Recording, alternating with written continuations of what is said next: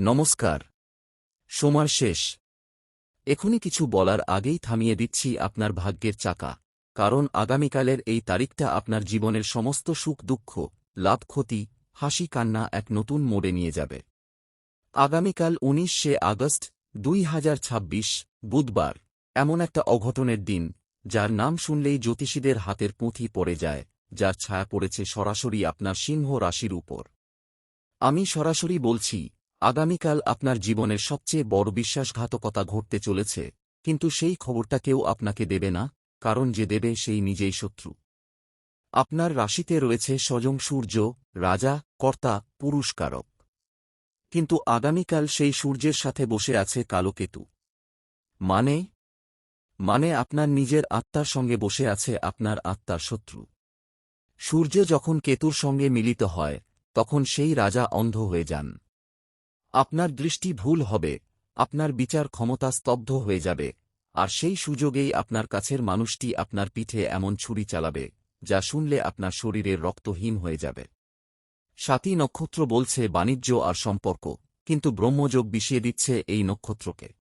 তাই ব্যবসায় লাভের জায়গায় লোকসান, আর সম্পর্কের ভালোবাসার জায়গায় বিষক্রিয়া, এটাই আগামীকালের সত্যি। আমি কথা বলছি না, আমি আপনার ভবিষ্যৎ বলছি। এমন এক ভবিষ্যৎ যেখানে আপনার সবথেকে ঘনিষ্ঠ মানুষ, যে আপনার মনের কথা জানে, যে আপনার দুর্বলতা জানে, যে আপনার ব্যাংক ব্যালেন্স জানে, সেই মানুষটি আগামীকাল আপনার ডুবিয়ে দেবে। কিভাবে? হয়তো আপনার অফিসের প্রমোশনের লড়াইয়ে আপনাকে ফাঁসিয়ে দিয়ে নিজে সুযোগ নেবে। হয়তো আপনার সঙ্গী হয়ে অন্য কাউকে আপনার ঘরে ঢুকিয়ে দেবে। হয়তো আপনার বন্ধু হয়ে আপনার ব্যবসার গোপন ফর্মুলা প্রতিযোগীর কাছে বিক্রি করবে। কিন্তু আমি যে কথাটি বলতে চাইছি, তা আরও ভয়ঙ্কর।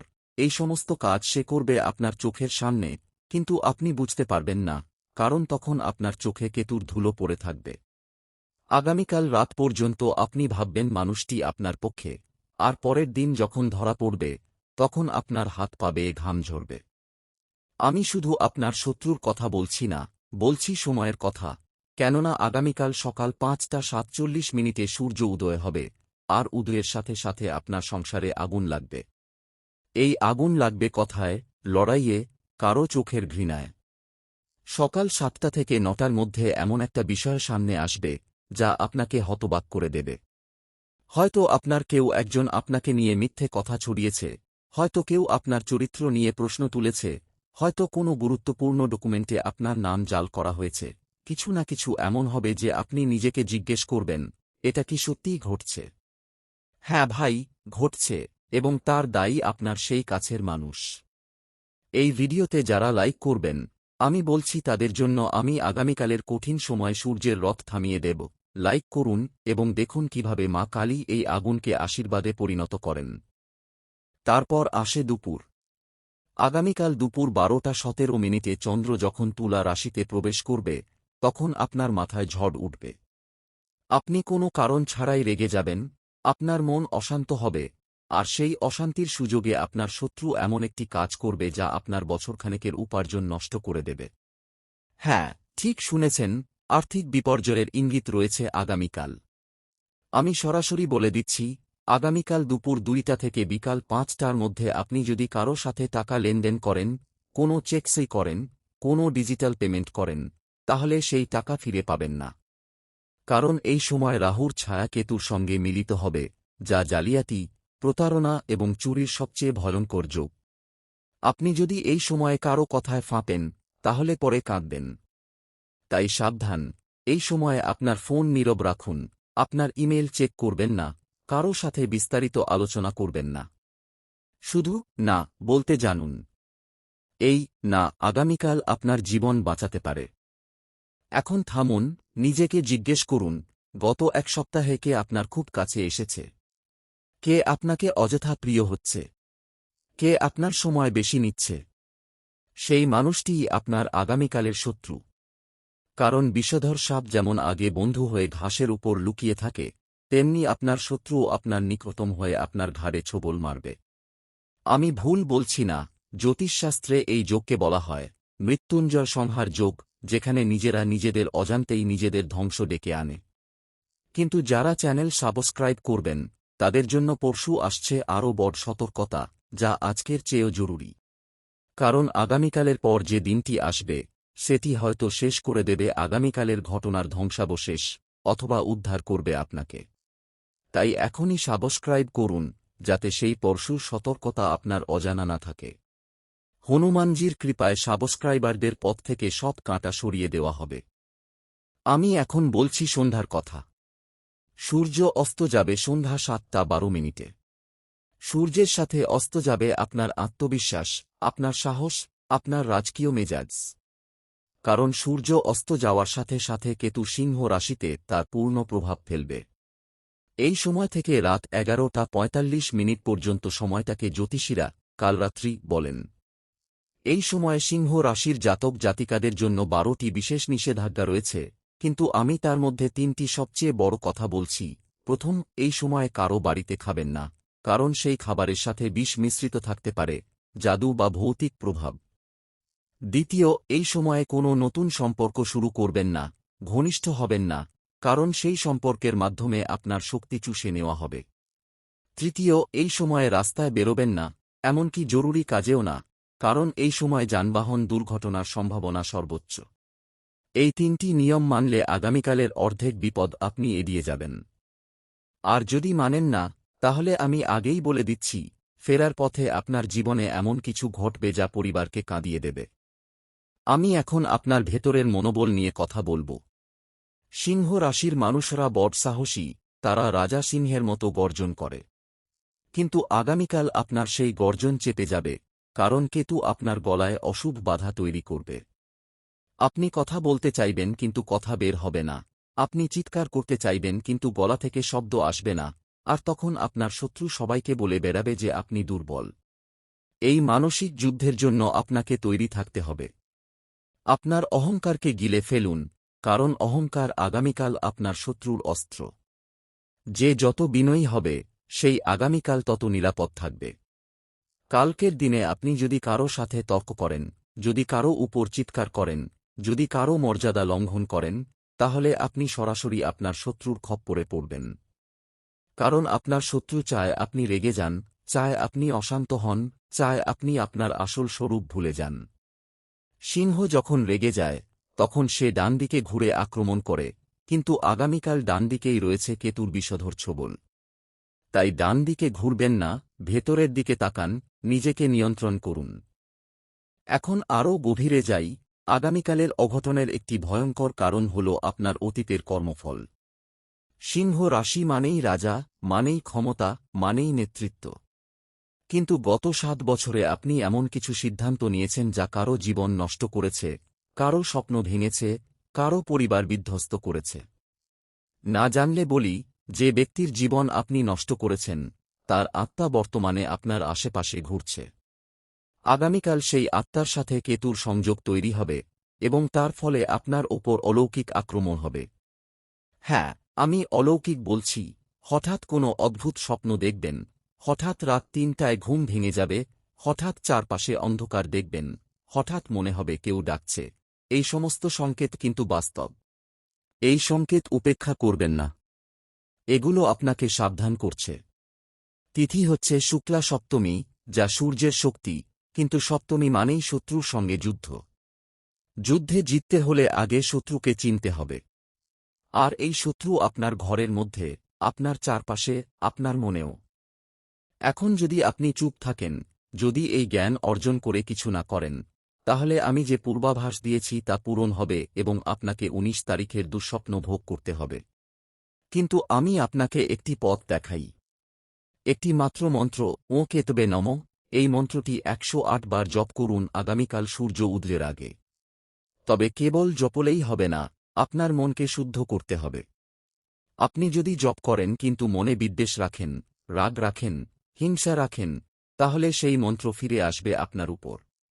হ্যাঁ, মন্ত্র ফিরে আসতে পারে, আর তখন তার প্রভাব দ্বিগুণ হবে। তাই আজ রাতে শুতে যাওয়ার আগে নিজের সমস্ত নেতিবাচক চিন্তাকে ক্ষমা করে দিন। যাকে আপনি শত্রু ভাবছেন, তাকে অন্তত আজ রাতের জন্য ক্ষমা করুন। কারণ সেই ক্ষমা আগামীকাল আপনার জন্য অস্ত্র হয়ে দাঁড়াবে।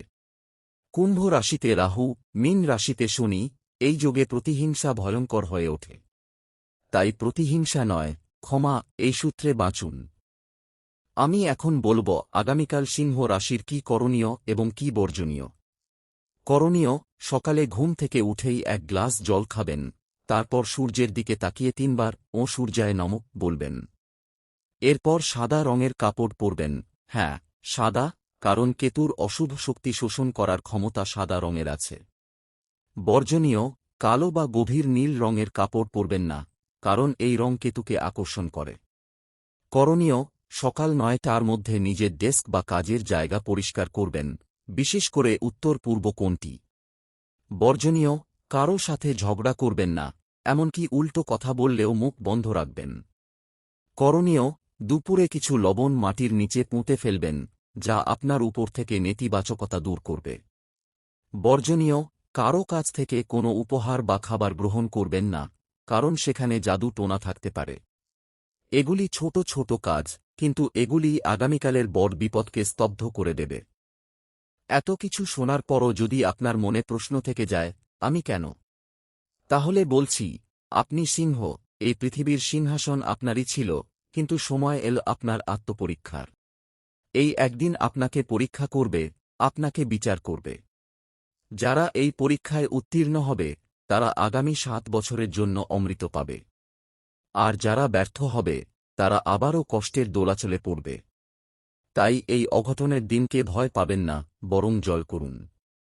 আপনার ভেতরের শক্তি জাগ্রত করুন।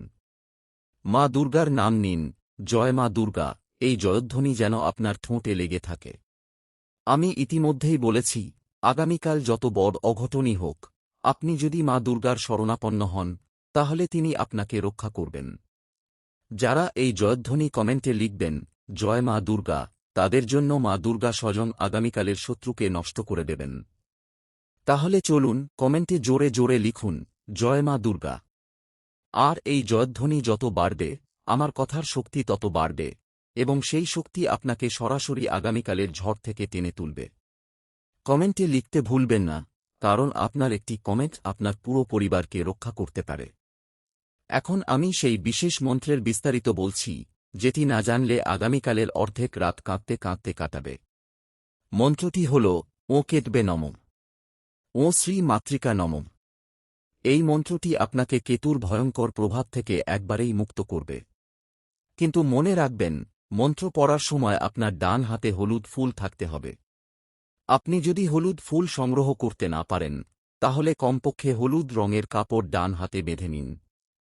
এই মন্ত্রটি আজ রাতে ঠিক 12:32 জপ শুরু করবেন, এবং 108 বার জপ শেষ করবেন ঠিক 1:15 মধ্যে। কেন এই সময়? কারণ এই সময় চন্দ্র তুলা রাশিতে থাকবে, যা আপনার মস্তিষ্কের তরঙ্গকে মন্ত্রের সাথে সামঞ্জস্য করবে। আর এই জপ শেষে আপনি যদি কমেন্টে নিজের নাম ও রাশি উল্লেখ করেন, তাহলে আমি আমার জ্যোতিষশাস্ত্রীয় শক্তি দিয়ে আপনার জন্য একটি অতিরিক্ত সুরক্ষা বলয় তৈরি করে দেব। হ্যাঁ, আমি সেটা পারি, কারণ আমার গুরুদেব আমায় এই শক্তি দিয়েছেন, সঠিক সময়ে সঠিক রাশির জন্য প্রার্থনা করার শক্তি। তাই কমেন্টে লিখুন, ও কেতবে নমঃ, সিংহ রাশি, আপনার নাম। আমি সবশেষে আপনার মনে এই কথাটি গেঁথে দিচ্ছি, আগামীকাল যদি আপনি বেঁচে থাকেন, যদি আপনার টাকা বাঁচে, যদি আপনার সংসার বাঁচে, তাহলে কিন্তু এই কৃতিত্ব আমার নয়, এই কৃতিত্ব আপনার সাবধানতার। আমি শুধু দিশা দেখিয়েছি, পথ চলতে হবে আপনাকে। আর সেই পথে কিছু কাঁটা থাকবেই, কিন্তু মনে রাখবেন, কাঁটার মধ্যেই গোলাপ ফোটে।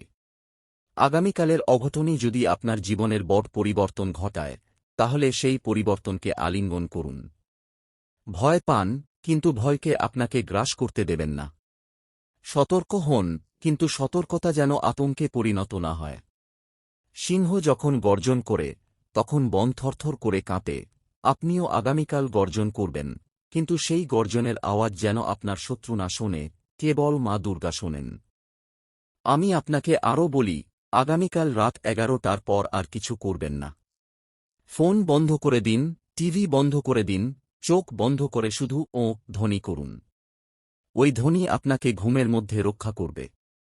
আর যখন আপনি 20শে আগস্ট সকালে ঘুম থেকে উঠবেন, প্রথমে সূর্যকে প্রণাম করুন, কারণ সেই সূর্যই আপনাকে নতুন জীবন দিয়েছে। এই ভিডিওটি আপনার প্রতিটি প্রিয়জনের সাথে শেয়ার করুন, কারণ আমি জানি আপনার বন্ধু, আপনার ভাইবোন, আপনার সন্তান, তাদেরও আগামীকালের এই অঘটন সম্পর্কে জানা দরকার। আমি শুধু সিংহ রাশির কথা বলছি, কিন্তু এই গ্রহযোগ সমস্ত রাশির ওপর প্রভাব ফেলছে, শুধু সিংহ রাশি সবচেয়ে বেশি ক্ষতিগ্রস্ত হবে। তাই এই ভিডিও পৌঁছে দিন, যাতে কেউ অন্ধকারে না থাকে। এবার আমি চলে যাচ্ছি, কিন্তু আমার কথা তোমার কানের ভেতরে গেঁথে থাকবে।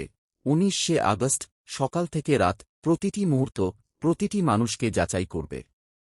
যারা যাচাইয়ে উত্তীর্ণ হবে তারাই আগামীকালের সত্যিকারের রাজা, যারা ব্যর্থ হবে তারা হারিয়ে যাবে ইতিহাসের অন্ধকারে। এখন বলুন, আপনি কে হতে চান? রাজা না ভিখারি? জয়ী না পরাজিত? পছন্দ আপনার, কিন্তু সতর্কবার্তা আমার। জয় মা দুর্গা, জয় বজরংবলী, ও কেতবে নম, ও শান্তি। সাবধান থাকুন, আশীর্বাদ নিয়ে থাকুন, আর আগামীকালের যুদ্ধে জয়ী হন।